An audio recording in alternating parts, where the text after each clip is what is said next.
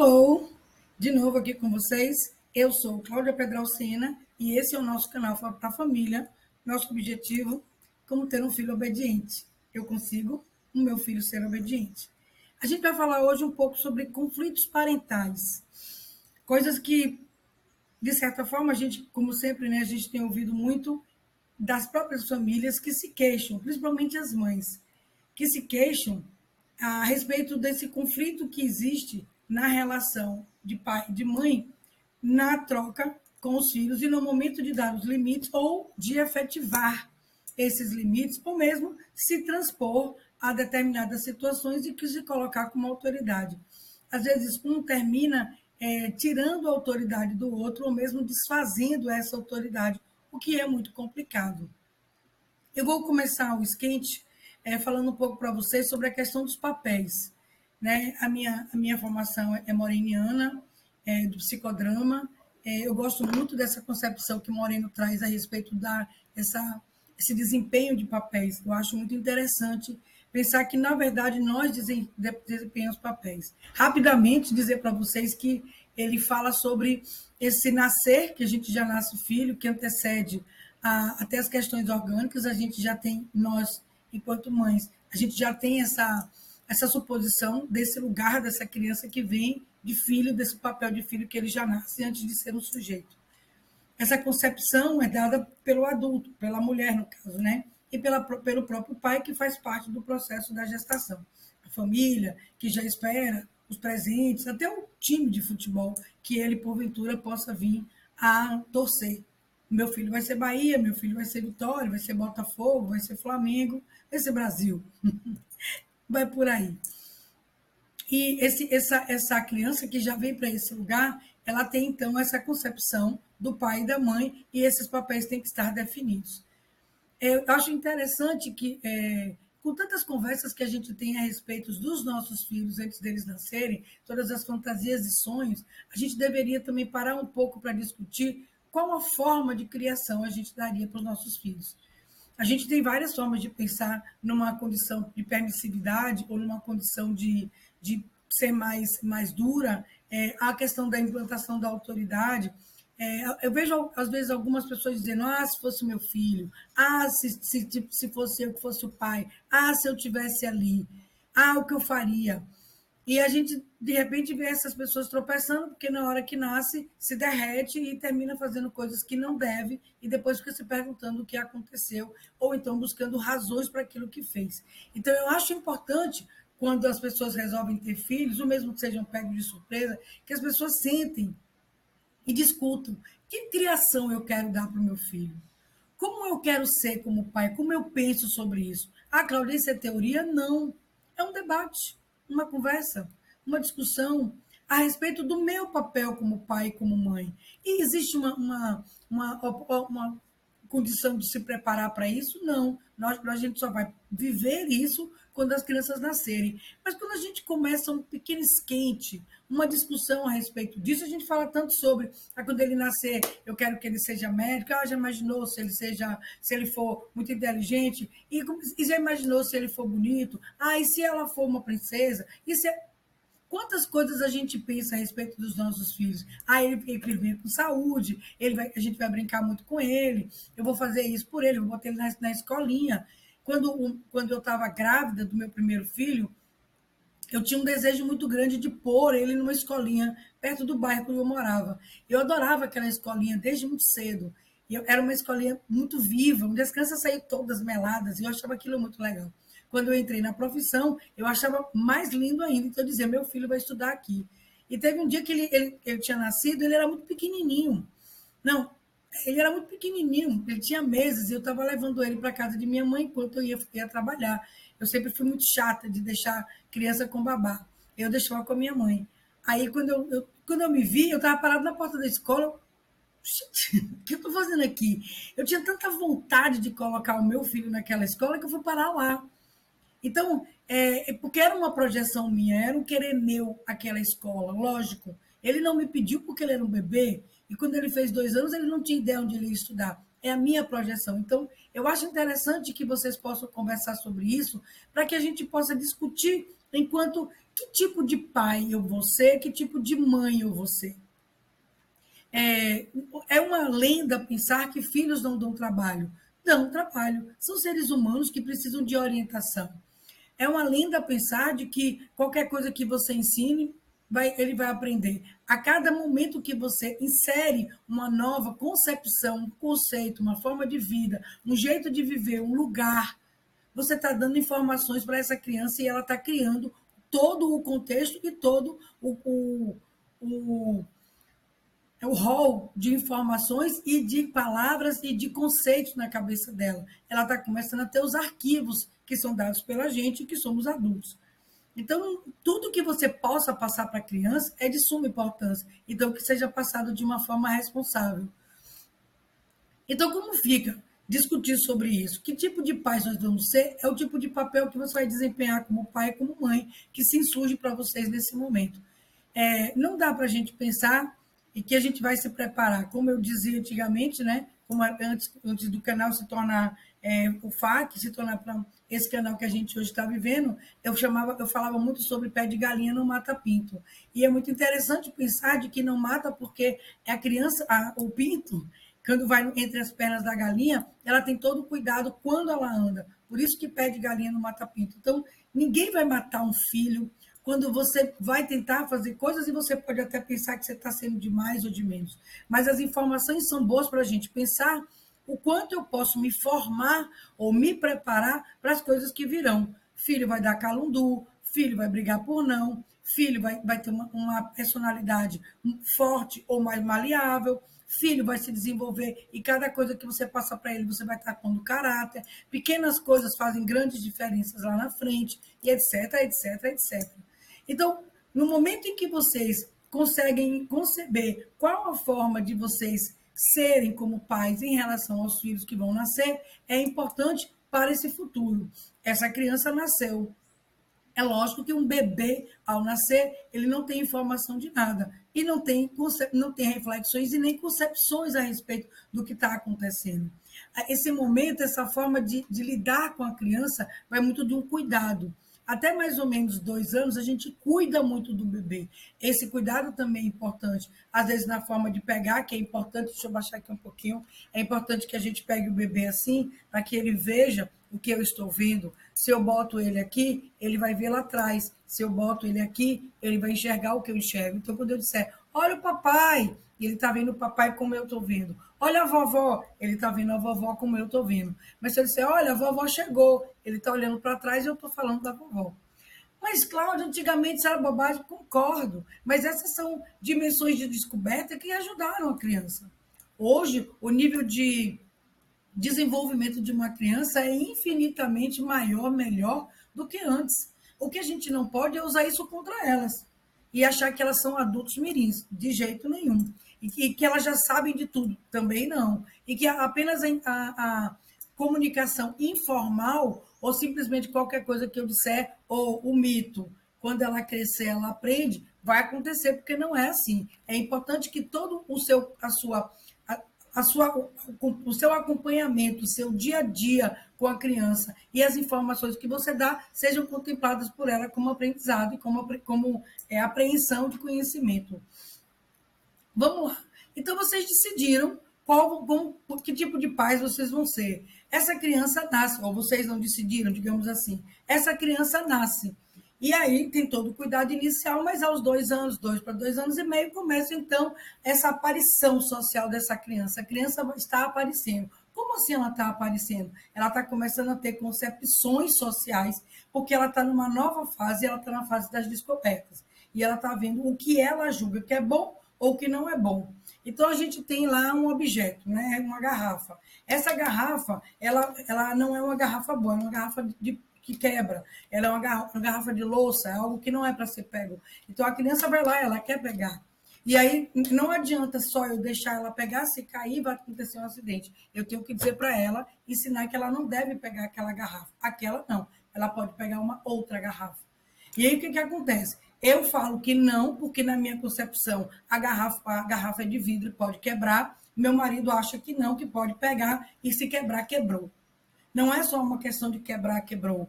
teria alguns, na minha concepção, alguns desdobramentos em relação a isso. Então, ele pensa uma coisa, eu penso outra. Como é que fica a cabeça da criança?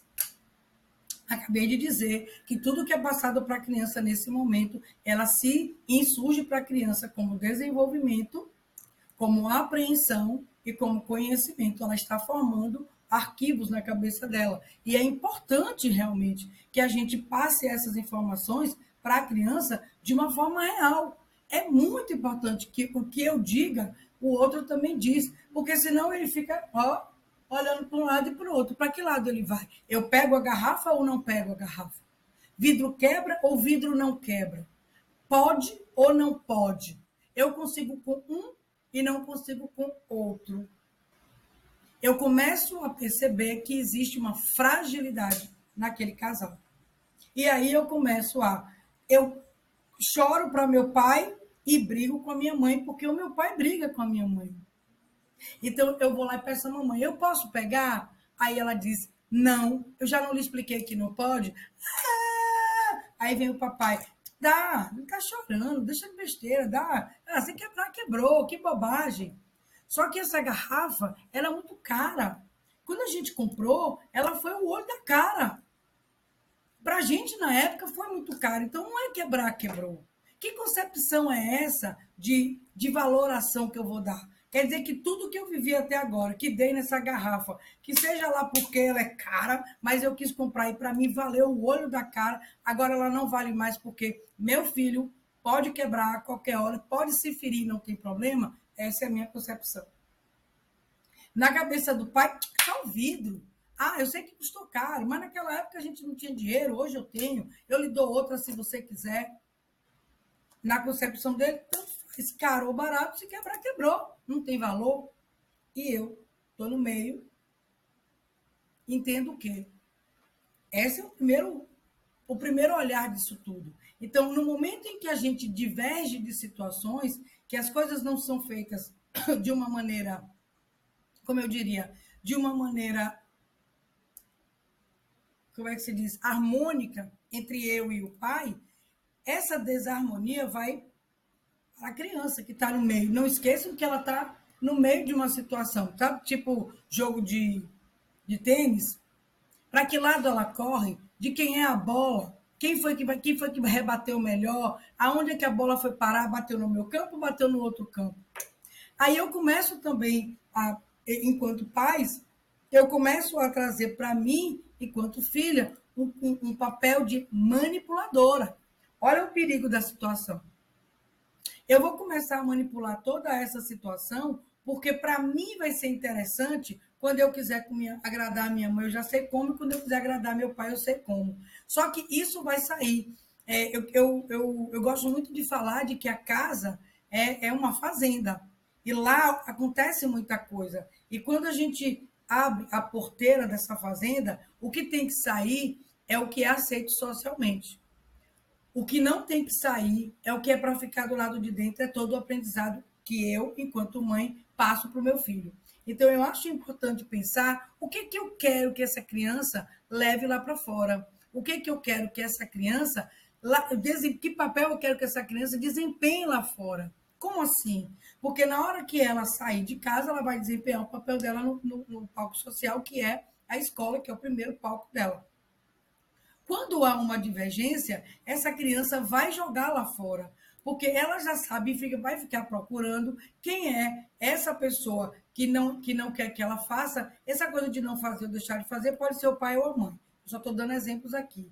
E quem é esse pai que deixa ele fazer tudo? Então, em algum momento, ele vai procurar na pró essa pessoa, a referência que ele quer é essa pessoa que deixa ele fazer tudo. Então, ele começa a ter um comportamento inadequado. Aí, o que acontece? A gente chama a mãe e a primeira coisa que ela faz, já cansei de falar isso para o pai, mas ele continua sendo uma pessoa permissiva. E eu falo para ele que isso não está ajudando e ele não me ouve, ele não me escuta.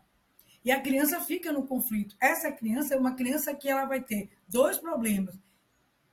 Dois não, três. Uma desorganização mental, porque ela não sabe para que lado ela vai, uma inconstância, aí ela cria, inclusive, um nível de insatisfação e ela não forma uma referência. Quando ela não forma uma referência, ela fica o tempo inteiro jogando com as pessoas e com colegas, com o professor, no mundo em que ela está. Essa é uma criança que todo o processo de aprendizagem dela vai ser enfraquecido. Porque, como ela não tem referência, ela tem dificuldade de interpretação. Sabe aquela coisa que ela ficou sem saber para que lado ela ia? É lógico, evidentemente, que ela vai pender para o lado que ela vai ganhar mais na cabeça dela. E aí ela começa a ficar fraca, porque o pai deixa ela fazer o que ela quer, mas ela se sente rejeitada por esse pai. E a mãe entra naquela de carrasca, não quer deixar a criança fazer, ou vice-versa, pai ou mãe, não quer deixar fazer, e ela se sente amada por essa pessoa, mas ela não tem o que ela quer. Conflito, gente. Bateu conflito. Conflito brabo aí. E é por isso que essa criança tem problemas sociais. Porque ela não tem tudo e tem ao mesmo tempo uma mãe que gosta dela, que cuida dela, que olha por ela, porque quem ama cuida, quem cuida, cuida no sentido de deixar ou não fazer coisas que são pertinentes, mas não dá a ela exatamente o que ela quer, e um pai que não cuida, que quer se livrar de choros e de situações e deixa ele fazer o que ele quer, e ele se sente rejeitado porque o pai faz, dá, deixa, olha a mãozinha, deixa, deixa. E a mãe faz, não. Para que lado eu corro? É difícil isso. Então, esses conflitos parentais, eles, na verdade, são geradores de muitos, muitos problemas para a criança. Nós, terapeutas que cuidamos dessa situação, a gente tem esse tipo de situação complicada, a gente tem esses casais, e não são poucos, que chegam aos consultórios e sempre com essa reclamação. Então, é importantíssimo que vocês, pais, tenham um nível de entendimento e de compreensão da situação sem ambiguidade. E uma coisa muito importante, muito, sempre falo isso para os casais: vocês não podem tirar a autoridade do outro. Então, se eu estou aqui e reclamei com o fulaninho, fulaninho, ó, vamos parar? Ai, deixa, que besteira. Ah, ó para você, na hora, essa criança está em conflito. Ela está jogando, ela está buscando uma forma de jogar. Ele está me tirando minha autoridade, ela vai fazer isso comigo enquanto mãe, enquanto mulher. O respeito vai faltar e o reflexo disso é lá na frente com a filha dos outros ou com seus companheiros. Porque a criança aprende de pequena, não é quando cresce. Os conceitos são iniciais e são formados quando a gente é criança. Quando existe esse conceito, inclusive com a falta de respeito do pai com a mãe, ele primeiro, se ele é menino, ele vai ter influência desse pai. É óbvio que ele vai influenciar de uma forma negativa, ele vai se influenciar de uma forma negativa em relação a mãe e mulheres. Então, o perigo, aí começa uma bola de neve. Sabe, eu sempre digo que bolas de neve, elas destroem casinhas, porque elas começam lá em cima no morro e vão rolando. Quando elas chegam aqui, elas estão desse tamanho. Então, a gente não pode deixar bolas de neves nas nossas relações e na nossa compreensão enquanto pai e mãe e na formação na formação desses comportamentos, na construção desses comportamentos familiares e para o meu filho. A união do pai e da mãe favorece o tempo inteiro a vida dessa criança, porque ela se torna forte, ela não tem uma pessoa só como referência, mas ela tem um homem e uma mulher como referência, são personalidades diferentes que se contemplaram, estão juntos, que vão contemplar também essa criança que é híbrida, nessa relação. Ela é uma criança híbrida, 50% dela é minha, 50% é do pai. Esse 50% a gente vai descobrindo aos poucos, quando a gente vai vivendo com essa criança, porque eu não sei quem ela é exatamente, ela está chegando nova para mim, e a gente vai burilando, a gente vai manipulando, vai melhorando cada vez mais essa criança que veio. Não é incomum a gente ouvir as mães falando: ah, Fê Maria, pegou as coisas ruins todas do pai, ou vice-versa, ai, pegou as coisas ruins todas da mãe. É muito comum isso, não é nada demais, é uma forma de falar sobre as coisas que a criança vem, às vezes vem com mau humor. Esse mau humor é da mãe. É pirracento, pirraça é do pai. O pai que é pirracento. Isso é muito comum, exatamente por causa da construção. Então, Se eu já sei que ele é pirracento e eu já sei que ela tem mau humor e eu já consigo conviver com ela, nós dois juntos vamos ensinar a ele a não ser uma pessoa pirracenta de uma forma aleatória, porque a gente não é pirraça, é inato. A gente vai ensinar ele a não usar isso de uma forma ruim e o mau humor a gente vai aprender a conviver e tentar quebrar essa situação. Ao passo que se eu não tenho essa convivência, esse pacto, o mau humor torna-se para mim uma reclamação, o que não é legal, e a pirraça passa a ser o tempo inteiro um choque entre pessoas. Quando a gente tem essa coisa mais harmônica, a gente consegue trabalhar essas questões melhores. E a criança que está ali, ela é quem vai se favorecer dessa união. A família é exatamente nesse sentido. Por isso que não é fácil criar filhos e não é uma coisa impossível, como eu já cansei de dizer, não é impossível que estamos todos aqui vivos, criados, vivendo as nossas vidas e procriando, trazendo novas pessoas para o mundo. Então, não tem nada de impossível nessa situação, mas é importante essa união parental. É importante que os pais estejam juntos nesse sentido, exatamente como eu falei, para fortalecer todas as condições. Então, fico alerta para vocês em relação a essa desunião, porque esse desenquadramento, na verdade, que fica existindo dentro de casa, onde não fortalece a criança ela não traz uma referência, como eu já falei, em relação às coisas da vida. Esse papel não vai ser bem desempenhado na escola, que é o primeiro palco, e em outros que ela possa vir aparecer mais tarde, onde ela vai conviver mais tarde, ela passa a ter dúvidas e mesmo uma relação, um comportamento instável em relação a isso, porque ela não sabe se ela é permissiva ou se ela aceita os nãos da mãe. Então, ela é instável. Isso vai refletir, evidentemente, no processo de aprendizagem e, inclusive, de interpretação de texto, porque ela não sabe como ela interpretar tudo isso. Ela não consegue entender como, para que lado ela vai. E, como eu falei, são duas situações subjetivas bem difíceis para a criança ficar confusa. Fica a dica. Se vocês ainda não sentaram, está na hora de sentar e perguntar que tipo de pais nós seremos ou que tipo de pais nós somos. E qual é a nossa concepção em relação a criar filhos? Eu acho interessante a base de família que vocês tiveram, afinal, vocês estão aí. Se vocês têm dúvida e vocês não concordam ou refutam a maneira como vocês foram tratados pelo seu pai, tem muita gente que acha que o pai foi muito duro, foi muito frio, foi muito seco, que teve coisas que não foram legais, apenas questione o que foi bom do meu pai, não joguem fora, e refaçam aquilo que vocês não acharam legal.